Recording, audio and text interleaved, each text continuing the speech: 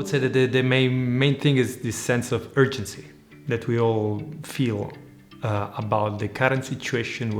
When we look around, of course, I'm an ecologist, I'm a plant ecologist. So basically, my job used to be going out in the forests and look at biodiversity. And I would be lying if I was saying that, I go out there and I find that everything is fine. I see more and more disruptions due to climate change, invasive species, and I see the systems that used to be,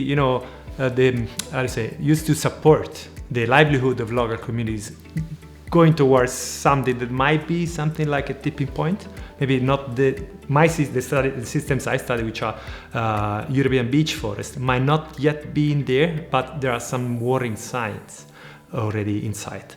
So this sense of urgency somehow drove me away from my very tiny field studies into trying doing something larger that might really have an impact, which will be local. But in order to achieve this, you need to think globally.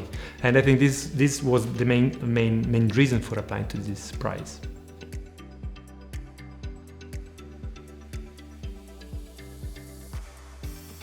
I'm gonna say something which might sound like a buzzword. No, I think we feel more integration across fields. This is something we have been saying for a couple of decades now, but I don't think we are there yet.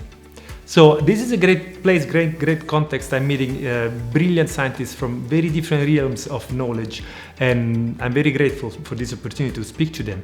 What I feel is still missing is having them work together into something like, maybe you might be familiar with the Manhattan Projects, where all the scientists were brought together to work in order to, defeat the Nazis in developing the atomic bomb, which it's questionable, but I think that a similar collective effort is more and more needed today, but this time not for destructive reasons, but for constructive reasons, for addressing the big challenges we have ahead.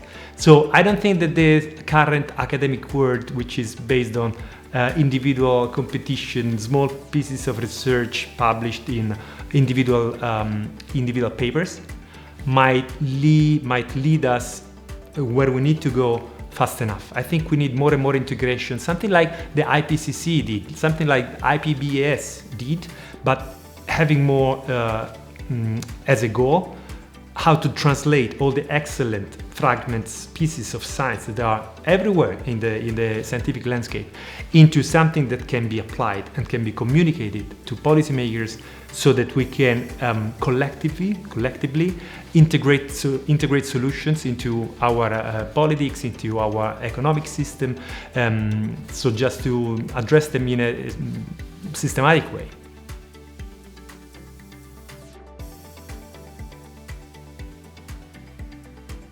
Yeah, believe that what we are doing is important, that we are doing can have an impact, that what we are doing will eventually set things right.